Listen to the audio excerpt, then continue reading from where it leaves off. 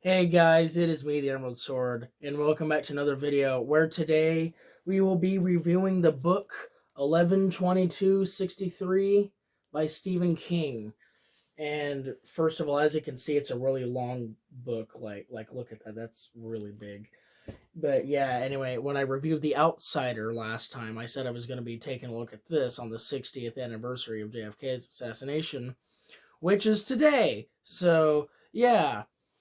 Anyway, yeah, so 11/22/63, it is about a guy traveling back in time to stop the assassination of JFK and try to uncover one of the biggest historical mysteries ever. Yeah, so that's basically the whole rundown of this book. And keep in mind, since this is like a lot of conspiracy based, like there's so many conspiracies about the JFK assassination, I will try to keep my personal opinion at bay and just talk about what the book specifically says. Okay, so now that we got that covered, let's actually review the book. So there's this guy named Jake Epping, right? And he is a English teacher in a high school, and he has the student who's the janitor. His name is Harry, and he was supposed to write a theme, and his theme was The Night That Changed My Life, and that night happened to be Halloween night of 1958, when his father murdered his mother and all of his siblings and left him terribly deformed. And it's not written well, but it had such a strong reaction to Jake. So he's like, wow, this is depressing. Yeah. So anyway, Jake has a friend called Al Templeton who runs this place called Al's Diner.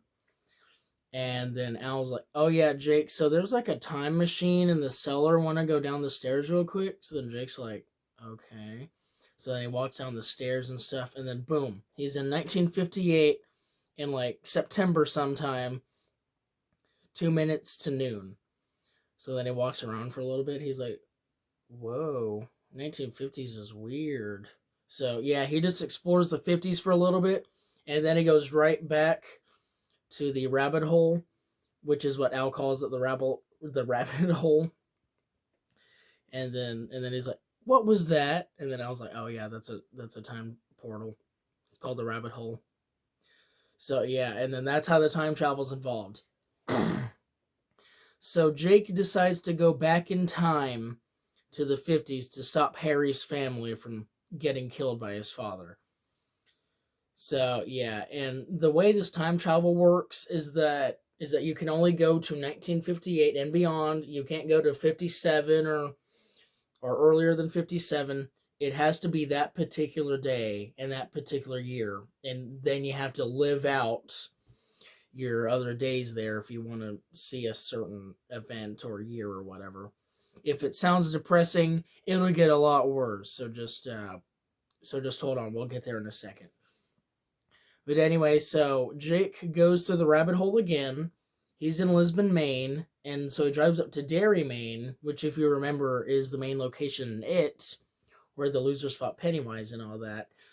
And since this is September, they defeated him in August, so this is like a month or two after Pennywise was defeated for the first time. So then Jake goes to this one drugstore, and he meets, I think his name is Mr. Keen, right? The drugstore guy. Yeah, so he meets him from the It book. And then he goes to the park with the Paul Bunyan statue, I believe. And then he finds Beverly Marsh and Richie Tozier from the book It. And they are trying to learn how to dance to like a certain song. So then Jake is like, oh, I know that song. So he teaches them how to dance. So for all you It fans out there, that is like just amazing for you. I like It myself. It's not my favorite, but it's a pretty good book.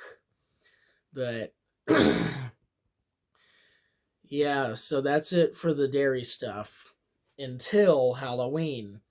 So Halloween eventually comes. Jake has been there for like a few months up to this point, and he gets to Harry's house a little too late, and he couldn't save one of Harry's brother's lives. So he failed. He drives all the way back to Lisbon from Derry, and then he goes back through the rabbit hole where only 2 minutes have passed, because you can stay in the past however long you want, but only 2 minutes have passed in 2011, the main timeline. And so he checks the newspaper. Turns out a lot of things are still the same, but as I said, Harry's brother's dead, so that's kind of a bummer. And then Al tells Jake about the assassination of JFK and wants him to stop Lee Harvey Oswald. And then Jake's like, but Lee Harvey Oswald probably didn't do it. And then Al's like, oh, but I went there and I saw myself. I'm sure that he did it himself. So then Jake's like, okay. So Jake goes back through the rabbit hole and decides to live out 5 years of his life in the past, which is just really crazy to me. Can't automatically travel to the 60s. You have to live out those years. And given how long the book is, it takes almost half the entire book to even get to 1960. This book takes a while. All right, so be prepared to read a lot if you want to read it. So anyway, it's like he lives out his life in the 50s, and then not much happens. And then the 60s happens, and then he decides to finally go to Texas or whatever, and he goes to Dallas. And he gets an apartment that is right below where Lee Harvey Oswald will eventually stay, so he can like spy on him and stuff and see if he actually is the true killer. Anyway, so while that's going on, he gets a job at a school as an English teacher because, that's what he does.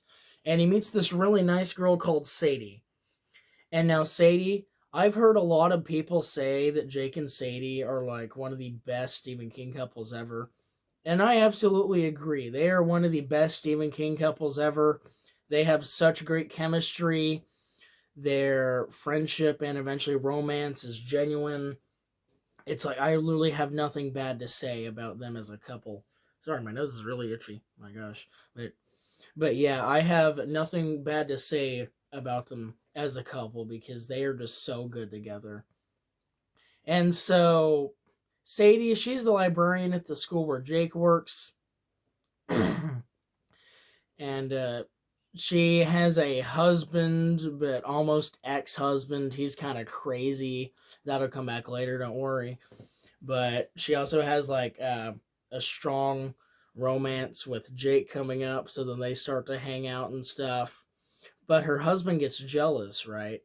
So what he does is that he goes into her house and kind of like threatens her to call Jake and tell him that she's like at knife point or whatever.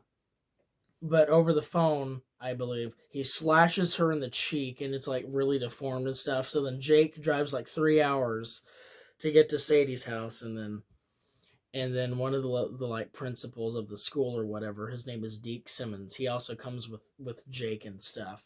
So then they save Sadie. Can't save her face, unfortunately. 60s medical stuff is not great like it is now. So yeah, they do their best with plastic surgery, but she had like a lot of nerves severed, so like she has like a bit of a droopy eye going on, like probably some cheek deformities. It's like it's like just a scar going out of the side of her face like that. So yeah, but Jake still likes her, and that's the important thing. So anyway, meanwhile, Lee Harvey Oswald, I think this is 1962 at this point. Lee Harvey Oswald comes back with his Russian wife, which before I read the book, I did not know he had a Russian wife, and his child. And yeah, so then he gets in contact with George de Mohrenschildt, and then this is really where the boring stuff happens. There's just a lot of scenes of Jake listening in on Lee and George's conversations. Oh yeah, by the way, Jake's 50s and 60s name is George Amberson. Just want to put that out there. A lot of Georges in this book. Anyway, so most of like the midpoint of the book is just Jake listening in on Lee Harvey Oswald and George de Mohrenschildt's conversations about JFK and whatever. But Yeah, and then stuff starts getting interesting. Jake, like, kind of threatens George de Mohrenschildt. He's like, hey, stop talking to Lee Harvey Oswald about JFK. And he's like, okay, I'll stop. So that part's done.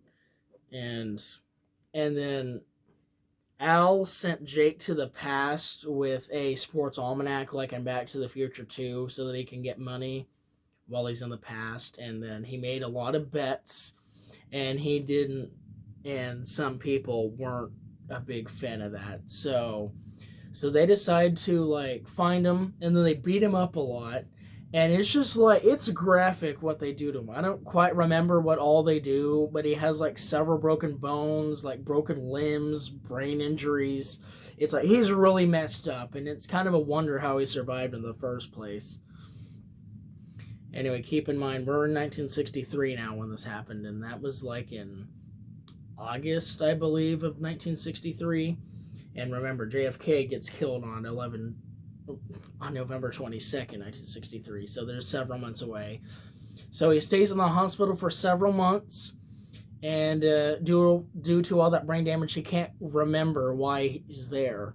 Yeah, he can't remember why he's there in the first place. So Sadie's trying to like jog his memory, like who's gonna kill JFK or whatever. And then towards the end of the book, Jake's like, we got to stop Lee Harvey Oswald.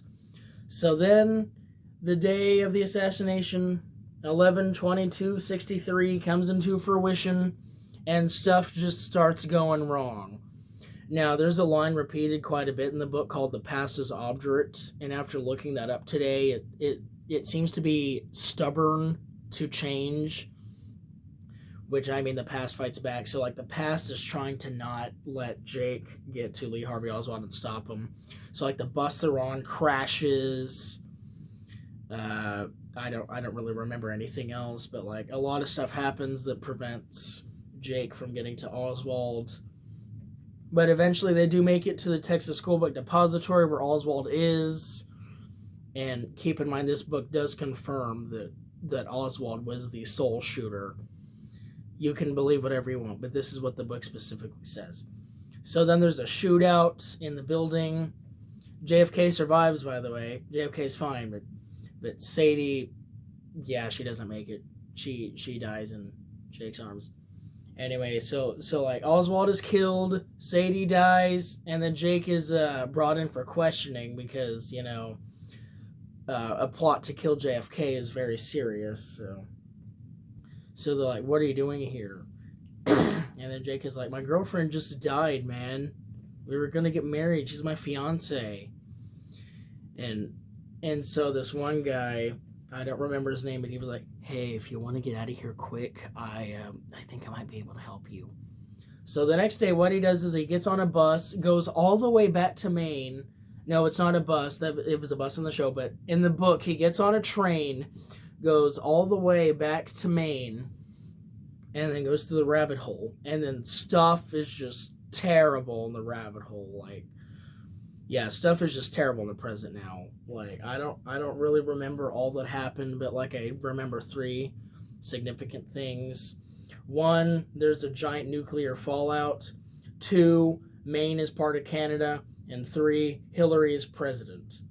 Again, I'm not trying to say anything, but this is what the book describes as a terrible future. Anyway, so then Jake is like, yeah, I gotta fix this thing. Anyway, so during Jake's travels to the 60s, he met this guy called the Yellow Card Man, who was like, you shouldn't be here, you shouldn't try to change the past. You know, he's one of those characters. But earlier in the book, the Yellow Card Man died, and now the Yellow Card Man is the Green Card Man. But he quickly turns to the Ochre Card Man, which I guess is like a shade of yellow and green together, I believe. And so Jake's like, what are you doing here? And then the Ochre Card Man is like, oh yeah, by the way, so if you don't fix this whole thing, the entire universe and all of reality as we know it is gonna go bye-bye. So you gotta fix this quick. So then Jake's like, oh, that's not good. So he goes back through the rabbit hole again, back to the 50s.